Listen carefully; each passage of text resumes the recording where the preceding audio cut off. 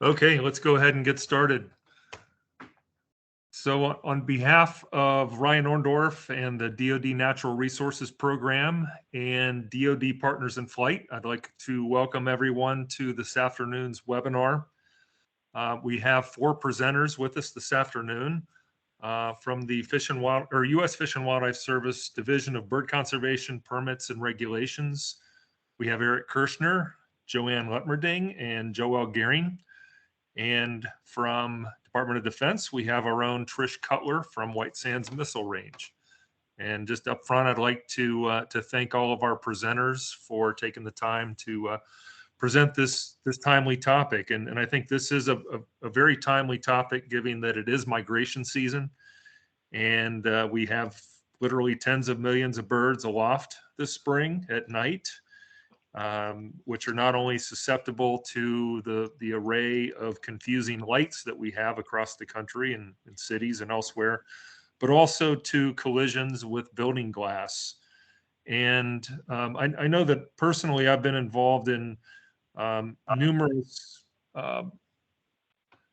incidences or examples from installations that are dealing with this particular issue and topic, and particularly with issues with night lighting and with window and building glass collisions. And so this is a very important topic to DoD, and something that I know that many of you are looking for some guidance on how to address these topics. So I'll end there, and I will turn it over to the Fish and Wildlife Service and to Trish Cutler. Joelle, I guess you're going to go first. I was going to jump in, Rich. Oh, sure. Go ahead, Eric. Yeah, so I just wanted to thank everybody for joining us. Really happy to be here, and we really value our partnership with DoD. Just the stewardship that you all do while balancing your mission requirements. We really appreciate that. What we're talking about today, the artificial light and the glass issues, are something that the Fish and Wildlife Service is really focused on moving forward right now, on trying to spread the word on the potential issues with birds, but also showing how some of the actions that you can take to reduce glass impacts and lighting impacts to birds also benefit humans. There's a lot of good research out there that you can create energy efficiency, save money, have health benefits to humans by just changing how you use lighting and what you do with glass on your installation facilities. So glad to be here. And I've got some great folks here that are really experts in this field to kind of help walk through, and we'll take some questions as you have them. But with that, I will turn it over to Joelle and Joanna, if you two want to jump in and introduce yourself and take it away. Hi, I'm Joelle Gehring, and I work with Eric in the Division of Bird Conservation Permits and Regulation, and I feel very fortunate to be able to work on this collision issue of bird collisions with glass, reducing lights, as well as bird collisions with communications towers. And I also work with the Council for the Conservation of Migratory Birds, which I'll be mentioning a little bit in this presentation. Joanna, would you like to introduce yourself now? Sure. Hi, everyone. I'm Joanna Lutmerding. So I am a branch mate of Joelle's in the branch of bird conservation. And I'm now doing a lot of work on lighting and also work on best practices to reduce other anthropogenic threats to birds. And thank you all so much for having us today. Trish, would you like to introduce yourself? Sure. I know a lot of you here. It's great to almost see you. I'm a wildlife biologist at White Sands Missile Range, and I've been working on artificial light at night for about 9 years. We've had some incidents here that got me really interested in the topic. So I really appreciate being included in this webinar. Great. Thank you. Well, with that, I would like to dive right into our presentation today. And as Eric mentioned and Rich, we're going to be talking about the nexus between energy conservation, light reduction, and reducing bird collisions with structures. And in particular, I really love these topics where we can find such a win-win where not only are we saving money, but we're also improving our own health and our health of the ecosystems around us and reducing bird collisions. And as Rich mentioned, we're in the the heart of migration in some parts of this continent. And I know I work on this every day. But a couple of weeks ago, I was in DC at the headquarters office, and I walked past a building and found a golden crown kinglet that I thought was dead, and it wasn't, and it had hit glass, and it makes you realize the reality of this every day, and the collisions that are happening every day, and it's exciting that there's something that we can do about it that's beneficial in many ways. So that's the heart of what we're talking about today. This is an issue, we deal with conservation issues every day that are challenging and have long-term investments. Sometimes our conservation steps are as simple as extinguishing a light, flipping a light switch, and we can make a difference, and reducing bird collisions, saving energy, and improving human health as well. We have a particularly important time right now to be talking about this. Since 1970, so in the last 50 years, that's in the lifetimes of many of us, we've lost almost 3 billion birds. And these are birds that I remember singing in higher densities, 20 years ago. I remember when my son was growing up, hearing eastern meadowlarks and teaching him the song. And now it's a little bit more challenging to hear and find an eastern meadowlark. You still can, but we've lost 3 out of 4 eastern meadowlarks since 1970. That's over 50% population loss in our grassland birds in the last 50 years. And the slide in the image in the middle talks about Baltimore orioles. 2 out of 5 Baltimore orioles have been lost since 1970, with almost 30% population loss of migratory bird species since 1970. So these are just, the eastern meadowlark and the Baltimore oriole, those are just examples of the loss that we've seen around in North America in the last 50 years. That's a heavy lesson to learn and a heavy thing to talk about. We have many reasons to be optimistic. In that same period of time, we've seen an increase in raptors of 15 million birds and 35 million in waterfowl. And why? Because of conservation efforts. We knew what we needed to do, and we did it. We did it through partnerships, we did it through individual actions, we did it through management and regulation in some cases. But we made a difference when we knew what we needed to do, and we did it. We saw the results that we were looking for. And this is a topic where we can see some of those same results, and we can be a part of the effort.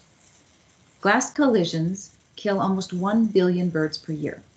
So I know when I first got into this, I thought, we're going to talk about big, tall buildings in big cities and turning off lights. That's important. But most likely, each one of us is sitting in a home or a low-rise building, 4 stories or lower right now. That's where over 99% of the bird collisions are occurring, at our homes and in our low-rise buildings, such as our facilities, our office buildings, our dental offices, our libraries, our universities, etc. That's where almost all of our bird collisions are occurring, at buildings of that size. And we have direct contact with buildings like that. So why are birds colliding with glass? Well, birds do not tend to see clear or reflective glass. When we look at a building, we see a hole in the wall, we think there's either a screen there or maybe some glass, depending on where we are in the world. Most likely there's glass. Birds do not see the world that way. And so they'll see reflections and create illusions of habitat or open sky. And they think they can fly through it or into it. We also know that birds are attracted to lights, which is something else we'll be talking about today. So I want to talk a little bit about the daytime collisions versus nighttime collisions. With daytime collisions, we tend to see birds attracted into, as I mentioned, reflections, attractions into interior plants that they can see through the glass, or they think they can see a flight path through one window and into one window and through another. Obviously, they can't fly through that. So those are kind of the nature of the daytime collisions. The nighttime collisions tend to be an issue of birds being attracted into or disoriented by lights. This building I use as an example often. This is in the town where I live. It's a beautiful bird-friendly glass building, brand new, and they light it up at night. So they've got part of the picture down, but they're still lighting it up at night and attracting migratory birds. So we have a couple parts to this picture, both of which are important. And again, this is an issue that we can often solve with something as simple as turning a light switch off. And that's not always the case with many of our conservation issues.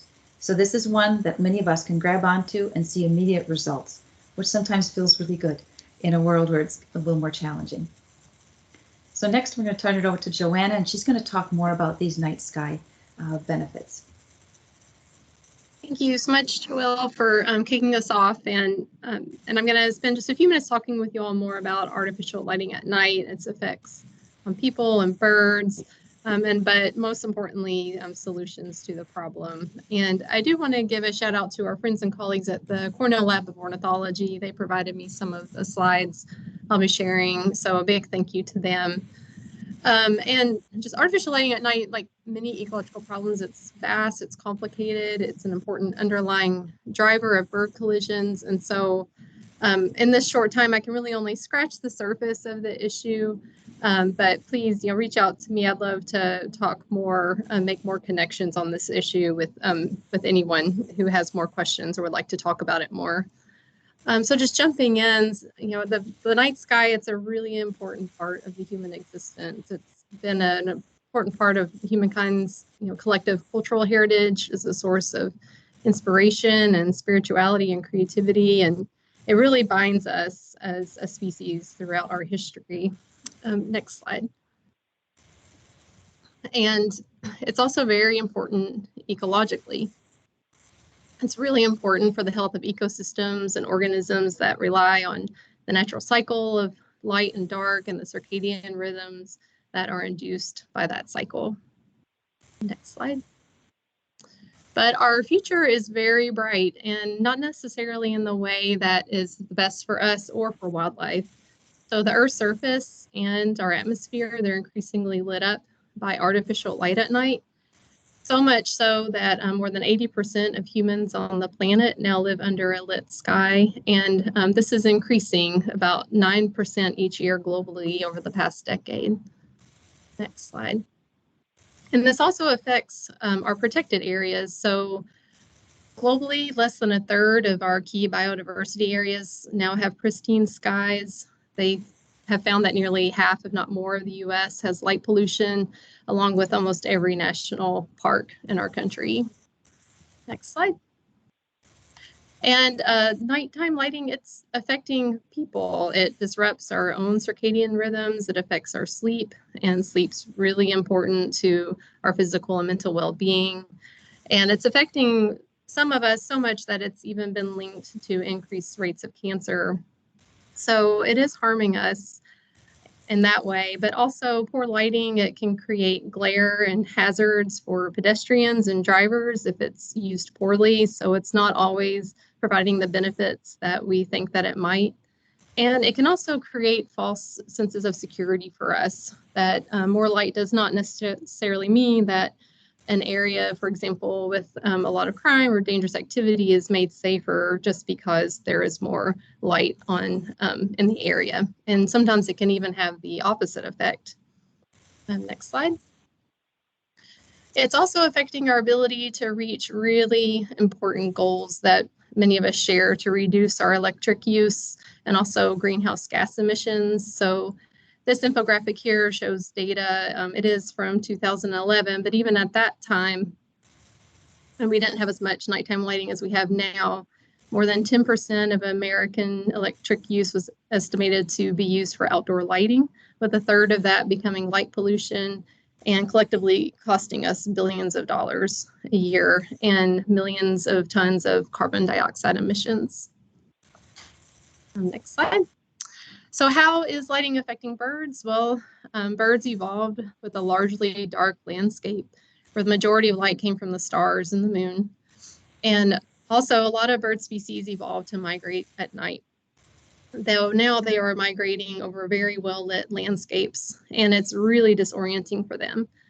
So at least 20%, maybe even more, of the world's birds are migratory, and about 3/4 of the U.S. bird diversity is migratory, and of these, about 80% migrate at night. So this comes out to be about 400 to 500 species of our bird diversity here in the U.S. are migrating at night. Next slide.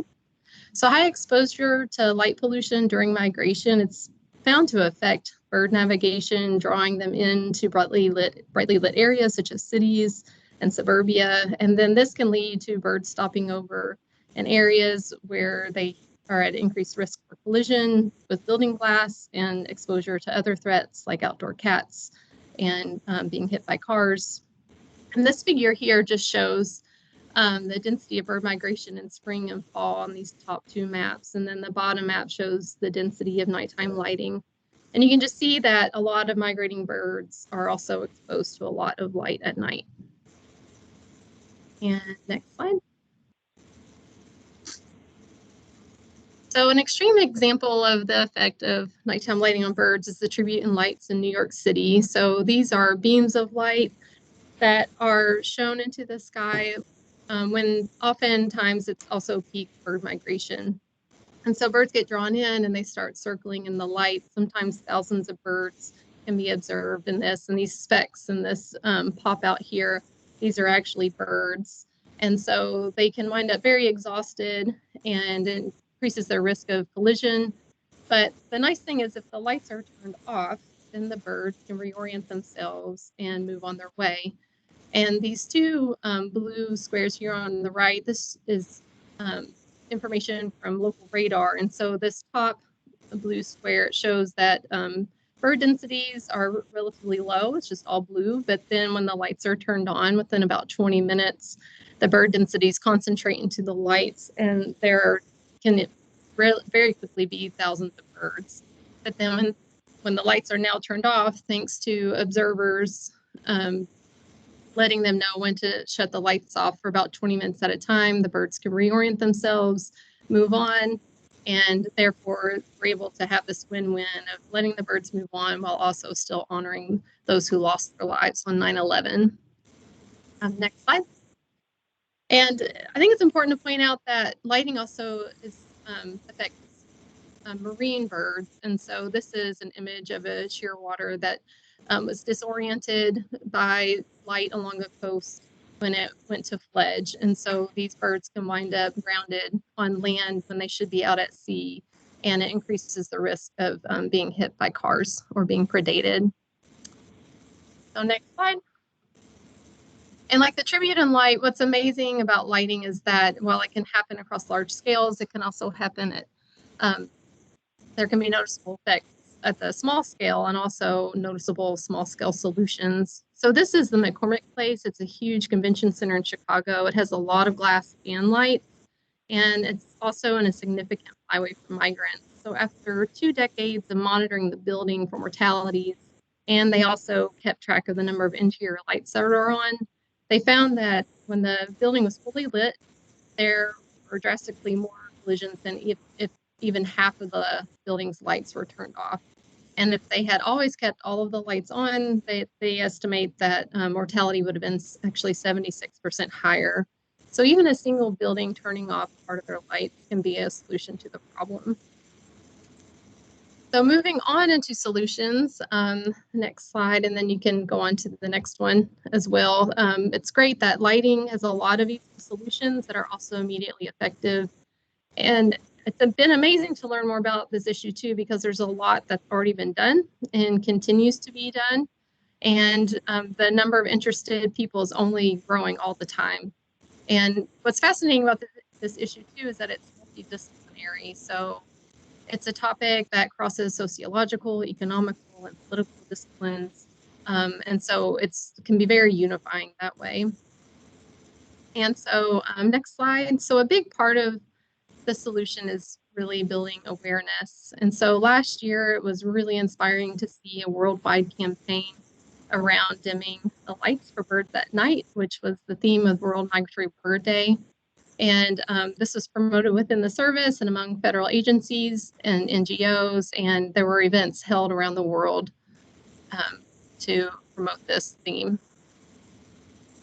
So in addition to creating awareness, we live in an amazing time of technology.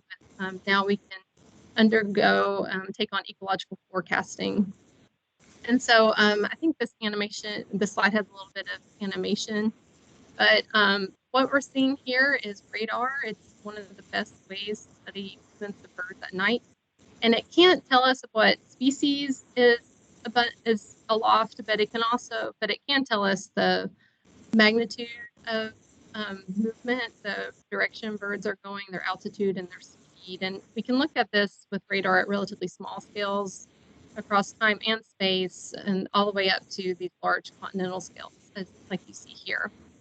And so the radars are the little white dots, and the more irregular patterns are weather. And then if you advance the slide, you'll see that the greens and the yellows will turn into white, and then deep machine learning has been used to then remove the weather so that what we see left behind in the blues and greens are biological targets. And so these are organisms that are in the atmosphere, and the majority of them are birds. And so it's a really powerful way to study bird movements. Next slide. And so once numbers and other metrics can be characterized with radar, these big data can be used to tell us a lot of amazing things at large scales. So this study, next slide. Oh, advance. Oh, thank you so much. So this just shows what can be done with actually assimilating these large volumes of data. This is a 2018 study that shows, collectively the number of birds that are moving into the U.S. in the spring and migrating out in the fall. So we're looking at millions of birds making movements every year, and it's just really amazing to get to see this stuff. And then just for the next slide, quickly, these are some tools that anyone can access that are published by Birdcast, which is a consortium of research institutions where they have taken this radar data, and they're able to do forecasting. That's in the upper left here, so they can produce forecasts 24, 48, 72 hours in advance. And as you can see in this example, in last May, they predicted that on one night, 419 million birds were estimated over the continental US that night. And then on the right, you can see another tab where we actually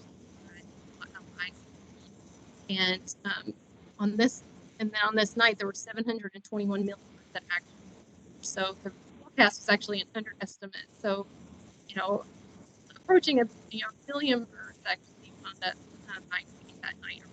So really exciting stuff to look at. The kids, they're blown away by it as well. And then just two other tools that Birdcast has recently provided are on the bottom left, they can produce a migration alert. And then there's also a dashboard that they provide now that will show like seasonal movements, and also even tell you what species you can expect to see if you were maybe to go out birding the next morning after these big pulses of birds. And so an application of this on that next slide, Joelle, is that this can really be useful when you're trying to develop any kind of lights out campaign. So in Texas, they've really been successful with applying this and having some really exciting success with promoting this with cities. And this is a picture of Houston before and after with using this forecasting to turn their lights out. Next slide.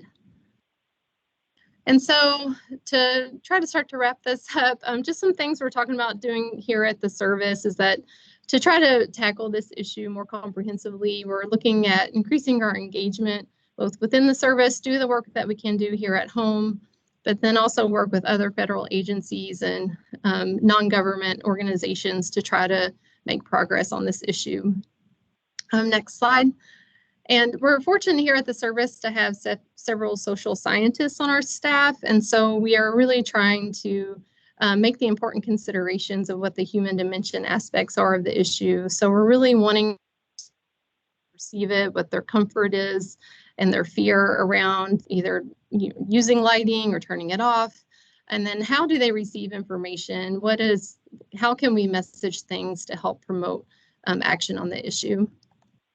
And so some of the things, next slide, that we're promoting is, just some basic steps, what the process is. And it's a very simple process, though each step, of course, is going to take its own amount of legwork. But it really comes down to evaluating the lighting that you have, particularly if it's necessary or not.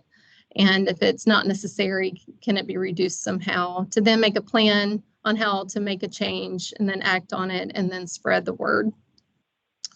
And then next slide. And again, the concepts are simple. We're really trying to avoid lighting where possible. So, I'm sorry. Drink water. So, because the real solution is that we're trying to avoid as much lighting as possible, because all lighting can have detrimental effects to humans and to wildlife. Next slide. And then if the lighting is required, can we limit it to where and when it's absolutely necessary? And then the last slide that I have to wrap this up, and again with the basic practices of trying to reduce lighting, is any one of these or any combination of them is going to be a solution to reducing lighting, either at home or on an installation where you work. And this includes downshielding, so just trying to reduce that side glow and up glow that creates light pollution. Can you think about the color of the light?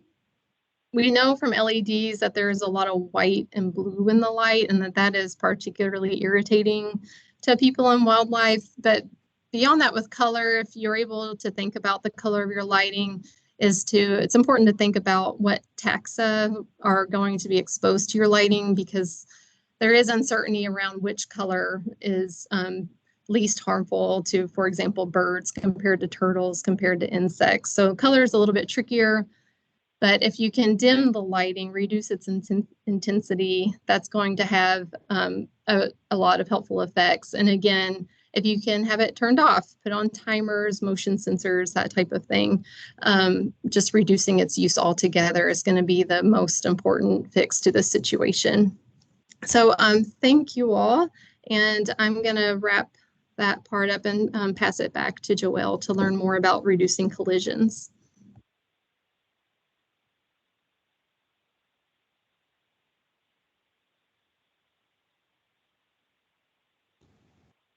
Sorry, Joelle, nobody can hear you. I don't know if it looks like you're on mute, or Derek muted you.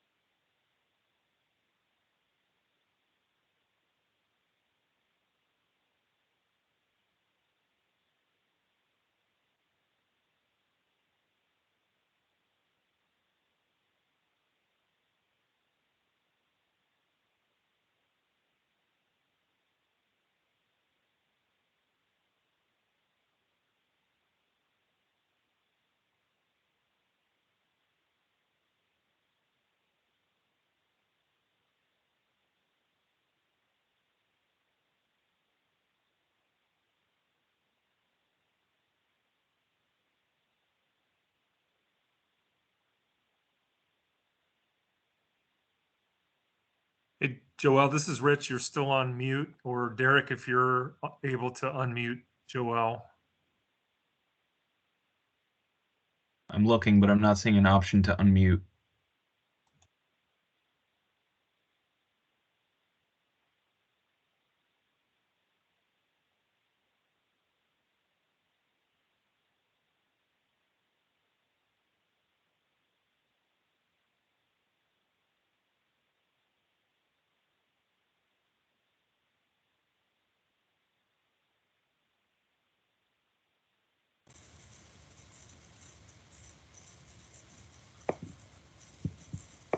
Are you able to hear me now? Yep, but we lost the screen, so the presentation screen. I did not change anything while I was presenting, so I'm not sure what happened. But I'm going to try to share again. And how about now? Can you see it now? Yes. All right, we are back on track. And you guys can hear me, right? Yes, we can. Okay, Thanks, good. Joelle. Because I did not touch anything. So I don't know what happened. Great. So let's get back on track here. And so Joanna talked a lot about the options that we have for reducing lighting and therefore reducing bird attraction into lit structures. So what happens when we have these daytime collisions? What can we do to reduce bird collisions with glass during the day? And a lot of that comes down to making glass visible to birds, letting them know that it's an obstruction that they cannot fly through or into. We tried to go with a 2x2 rule. Here is a 2x4 rule demonstrated, which is very effective, except if you're a hummingbird. And hummingbirds feel that they can fly through a 4-inch wide obstruction. So we tried to go with a 2x2 rule, but a 2x2 rule is also a 2x4 rule is effective, but a 2x2 rule is more effective. And these can be done in a variety of ways. This can be done in a variety of ways that are low cost to no cost. These dots that you see in the lower right-hand corner is a product that is fairly easily applied and is extremely effective for reducing bird collisions and very popular with office buildings, homeowners, etc. This image in the middle is more of a line option. And then some of these films and that type of thing can also be effective, and all glass kills. So I wanted to point out this is a bus stop that is involved in bird collisions, even if it's unlit. So we have the many different options, and including, I'm going to list them off and then show you some examples: stickers, strips, films, Zen curtains, soap, and paint. As a short-term solution at one of my mom's windows, I applied some soap film, and that worked quite well for a while until the rain washed it off. It gave us a little bit of time to apply a more longer-lasting option. Just on the left is an Acopian bird curtain or a Zen curtain. It's simply paracord. I am looking at some in my kitchen right now. And then over here on the left is tempera paint. It all depends on the cost that you have available to you, or the funding that you have available to you, and the aesthetic that you're looking for. Here's another option. This is called an external film. There are a couple different manufacturers provide it. And this is a state park in Michigan. You can see that this one I wanted to point out especially to our Department of Defense colleagues here. This provides security on the inside of the building as well as energy conservation and bird collision prevention. So it's an option that works well. Some people do not like the way that it prohibits viewing in. So maybe an entryway to a visitor center, this might not be the best option because it may not appear welcoming. But in some facilities, it's absolutely perfect for what you need. This is the view from the inside. So it's a lot like you'd see on a bus wrap with advertising. You can see out just fine, but you can't necessarily see in very well at all or at all. Conserving energy, providing security and privacy as well. I did want to point out in the upper left-hand corner here, we see birds, hawk silhouettes or falcon silhouettes. Those do not work, unfortunately. It's a very common belief that they are effective at reducing bird collisions, but unfortunately they are not. And that's why this particular visitor center added the film on the windows. What about long-term options? There are different glass types and building architecture, which can really help. Screens and netting can be effective. Even external window screens on a building can reduce bird collisions. We have examples on this image of etching and fritting and new technologies and glass types such as block glass, as well as window glazings that can really help reduce bird collisions with glass. We have options, and we can provide resources with more ideas. This is one of our national wildlife refuges. It appears that birds were trying to fly through these two windows to get to the other side, obviously suffering collisions. They tried the hawk silhouettes, did not work. And so what you can't see in this image is netting that was strung up across these windows at a decent distance to allow the birds to bounce off of the netting before they actually struck the glass, and that is working very well, low cost, and you can't even see it. So there are diversity of options and costs, and many of which, all of which are effective, and we can provide more information on that. As I mentioned, the dot patterns seem to be the most widely accepted and highly effective. This is NREL, one of our other federal buildings. So why should we act? We talked about the human health implications of lighting. We talked about the loss of 3 billion birds and why we should act as a result of that. But we also have other reasons to act if that's not inspiring enough. We have our Migratory Bird Treaty Act, which protects most of these birds that are colliding with glass.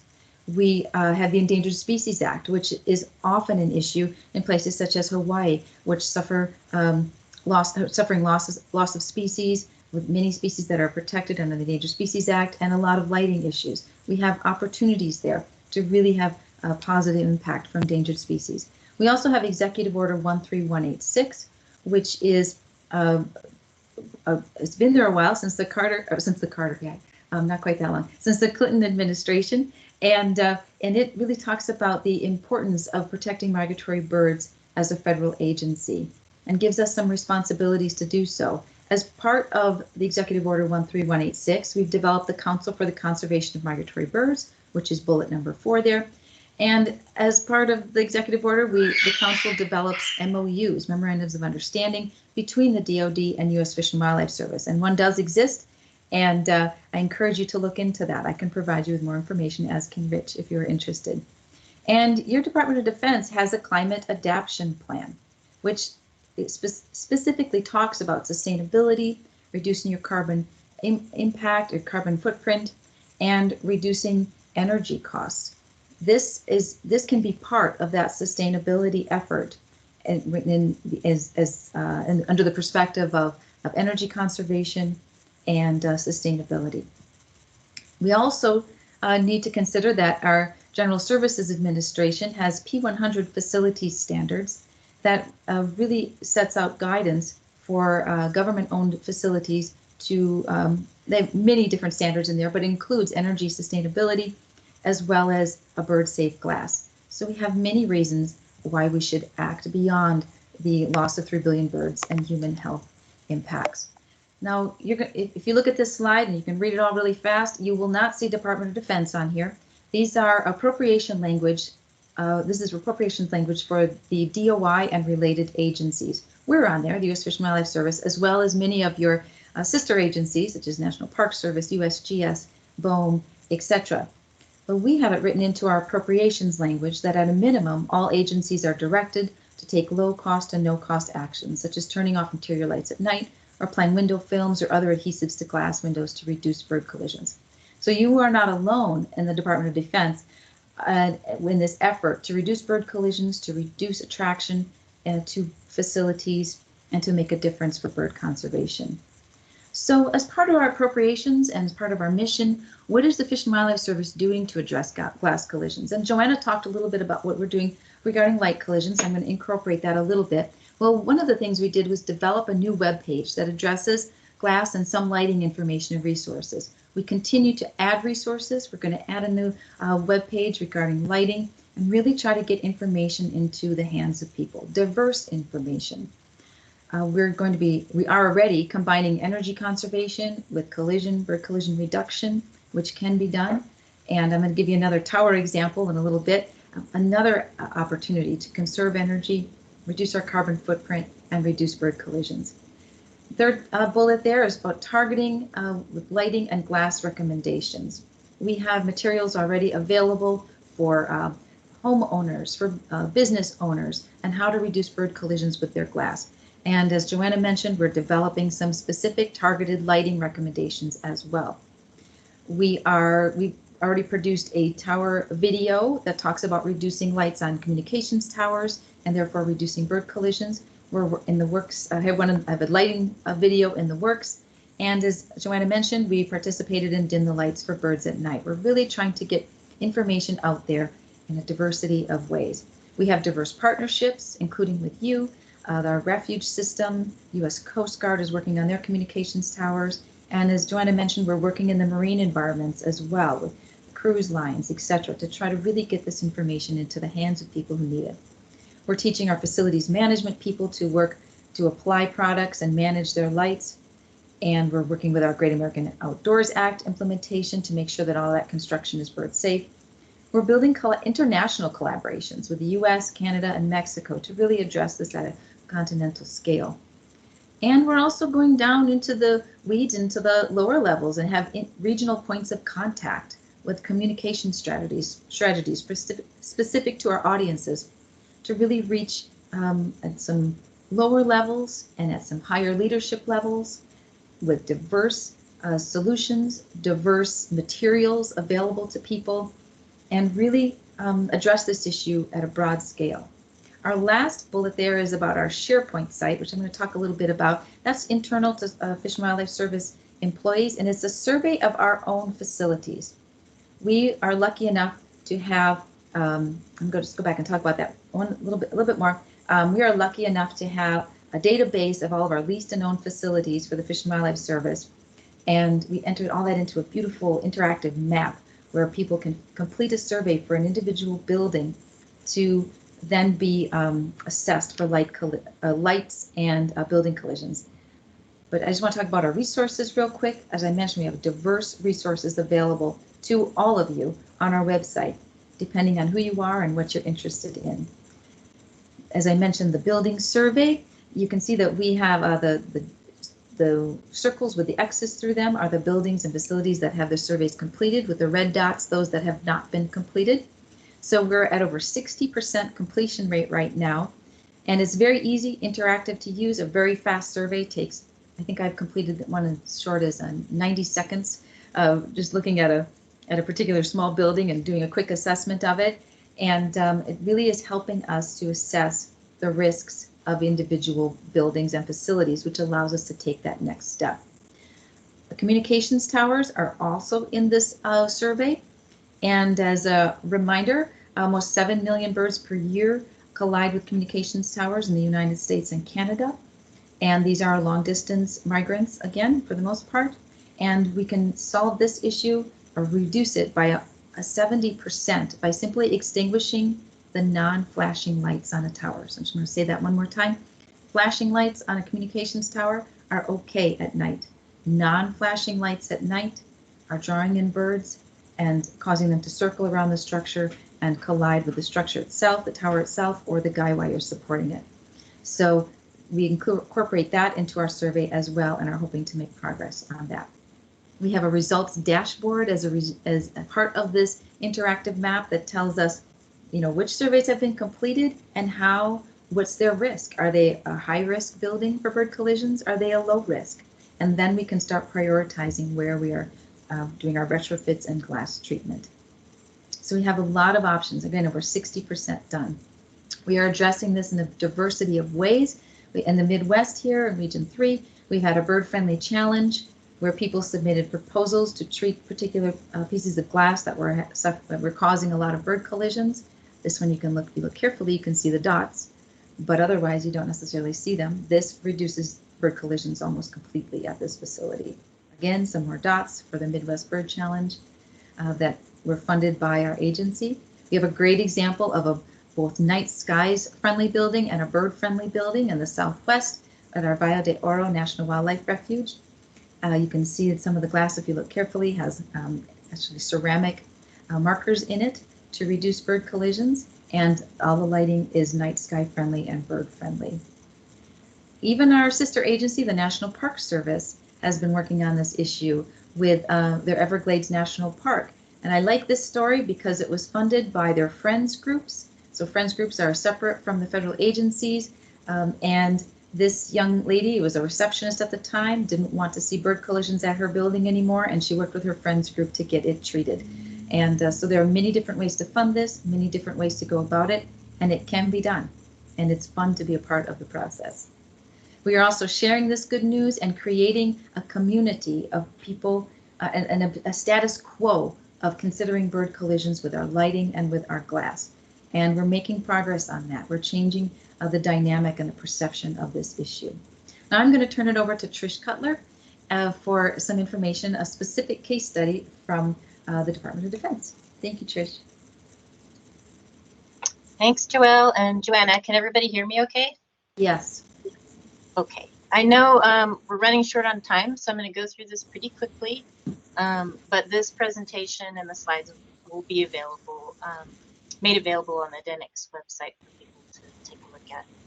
So I forgot to mention that I also chair the Energy and Infrastructure Working Group for DoD Partners in Flight, where we like to talk about topics like this and also things like bird electrocutions on power poles and renewable energy. I wanted to just make a quick note that my slides have EDM International's logo on them because we work with this company quite a bit on artificial light at night issues. And thanks to Duncan Eccleston, who I think might still be on the call, who helped me put these slides together for another presentation that we gave. So you can stay on the slide for a second. I want to mention that DoD obviously needs light to carry out its missions for security, safety, tasks, airfields, and tall towers. But we also value dark skies.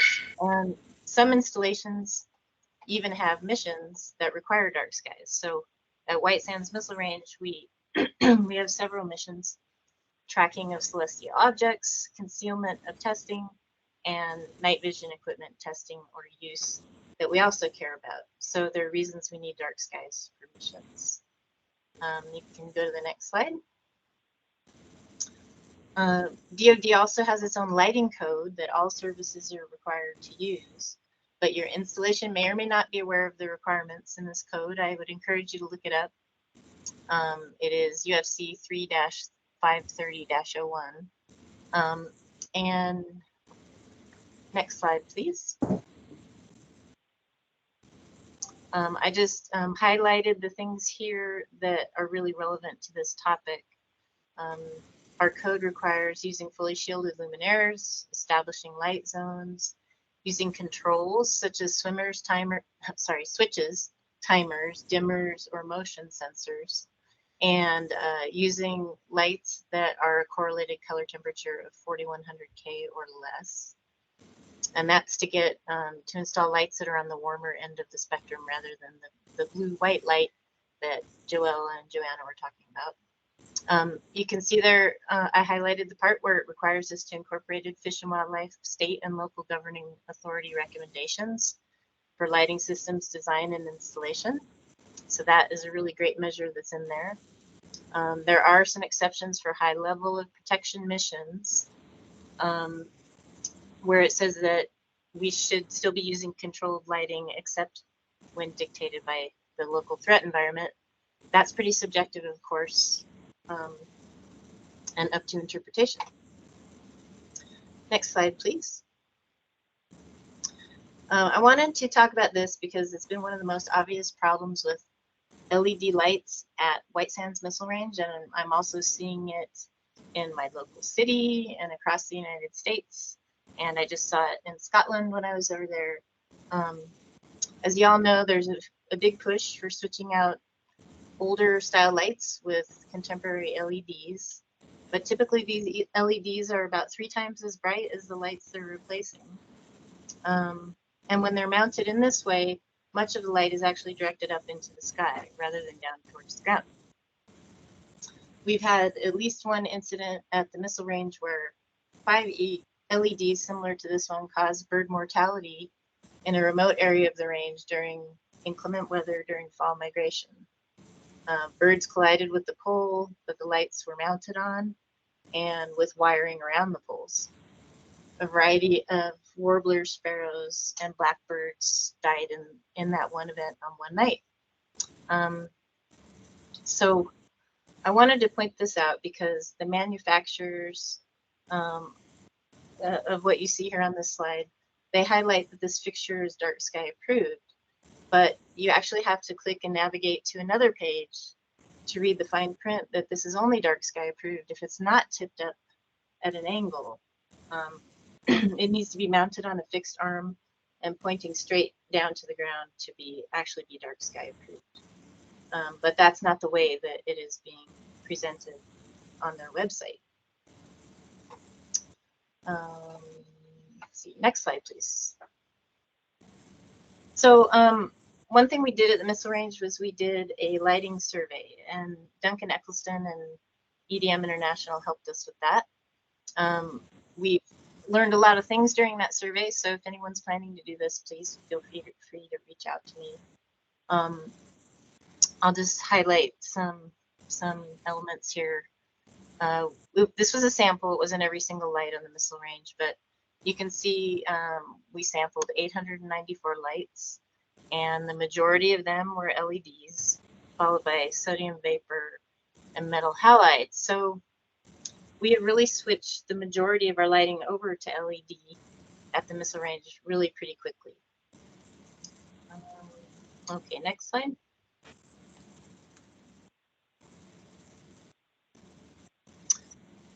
It's interesting. It didn't bring up all the data, but that's okay. Yeah. Oh, there it is. Okay, so we also categorized each light into how many degrees it was tilted up. So because that's what's causing a lot of the sky glow and the uplight. And it turns out that most of ours are actually tilted at 0 degrees, which is exactly what we want to see. But there are still many tilted up that cause sky glow and potential impacts to birds.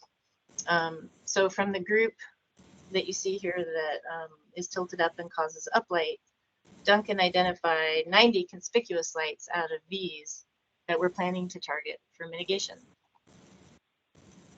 I only have a couple of other things to mention. I also have some great researchers at MSU carrying out some studies looking at migrating birds in relation to dark and light sites on the missile range. So if you're interested in that, feel free to contact me. They're also doing some detector dog work for carcasses, and they just started a really interesting project where they're putting bird carcasses out on the landscape to see how quickly they get picked up by scavengers.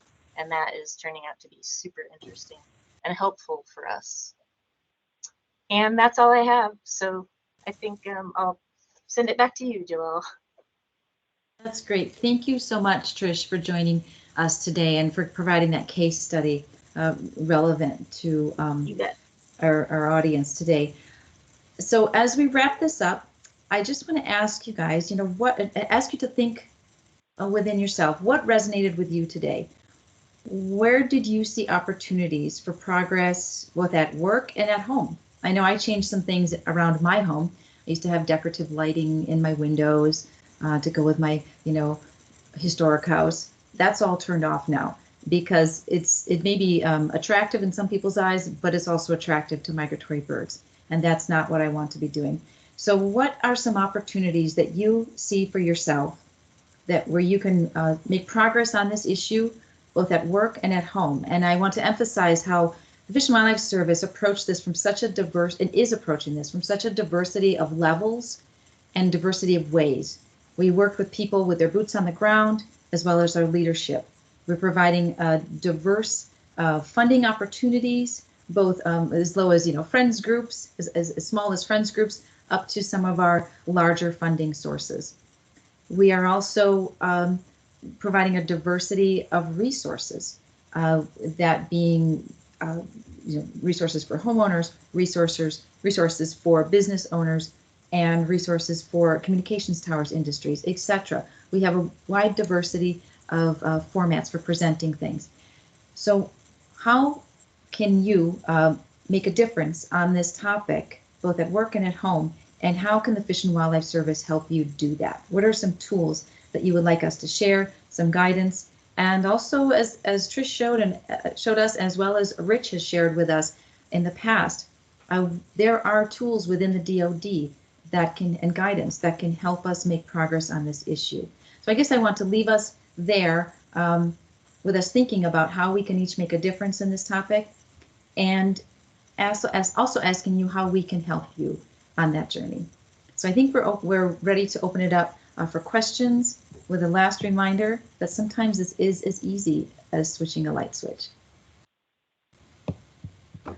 Thank you, Joelle, Joanna, Trish, and Eric. This was a really interesting topic. I think we might only have time for one question if anybody has that. A lot of good information, and I do recommend, if any of you we don't get to any of your questions, please, please, please email our presenters. They are the experts on this topic, and they will definitely help your organization out with any of the issues that you're seeing with birds, with collision with glass and or lighting. I guess I have one question, and I know you said that, is there a particular brand that for the glass that has been used, or is it something as simple as going on Amazon and looking for something that is, like you said, a 2x2 square type of dot or bar type of issue film that you can find that that can help reduce glass? If we have like for me, I have a big picture window at my house, and I have had bird collisions at my house, and I've been wanting to not have that happen. So I didn't realize that there were dots. So is it something as simple as going on Amazon and finding this film, or is there a specific brand that you guys that you recommend? Yes, so of course we have to be careful about endorsing a specific brand. So I would say that I would say Google it at the risk of endorsing a specific brand. I could just say Google the dots. I would maybe even skip Amazon and say 2x2 dot matrix or something like that for reducing bird collisions. There is a particular vendor that provides it in either a film. And my boss is on the phone, so if he wants to say the brand, that's just fine. I won't argue with him, but I'm not going to, especially with my boss on the line. But I'm teasing. But it can be applied as a film or in strips of tape. I just did this at my mom's house last week over my lunch break. She has bird feeders right by her window. She had put on decals and hawk silhouettes and was still killing birds. I had soaked the window. It worked for a while, and then while I'm working there, another bird hit the window, and I said, "How many birds are you killing, Mom?" And she said, "Oh, about 2 a day during migration." And I said, "Okay, I'm taking a lunch break now. We are putting this product up on your window now." And it was quite simple. I used a ladder, some rubbing alcohol to clean it, and within 45 minutes, I had cleaned and applied the product, and it worked very well. And she's very satisfied with it, and it should almost eliminate bird collisions at her window. And so, and I think we all kind of know of a window in our house that's a problem. I have 4, and I'm using different products on them, and just to kind of test it out and see how it's working. And I'm using Copian bird curtains or Zen curtains, the dots, and I have tempera paint on another window. So it's I know it sounds a little hodgepodge, but it's working, and the neighbors haven't complained, and I feel good about it. So that's a good resource. The dots are a great option. I'll jump in, Joelle. I'll jump in real quick. This is Eric. Kaleidoscape is another product. Feather Friendly is another product. Thanks, Eric. Joelle mentioned Copian Bird Savers. There's a number of products. Those are just some examples. I think where Joelle was going, if you kind of Google around, you'll find it, or you can even visit American Bird Conservancy. They've got a lot of recommendations, but a lot of those products are very, very good. So you can find the one that works best for you. All right. Well, thank you. We are at 4 o'clock. Thank you. This was a lot of really good information. And like I will reiterate again, if you have questions, please reach out to our presenters. They will be more than willing to help you out with any of your issues regarding birds and bird safety. Thank you so much, everyone, for joining today's DoD presentation. And with that, I will let you all go. Have a great afternoon. Thank you. Thanks, everybody. Thank you. Thank you. Thanks, everyone.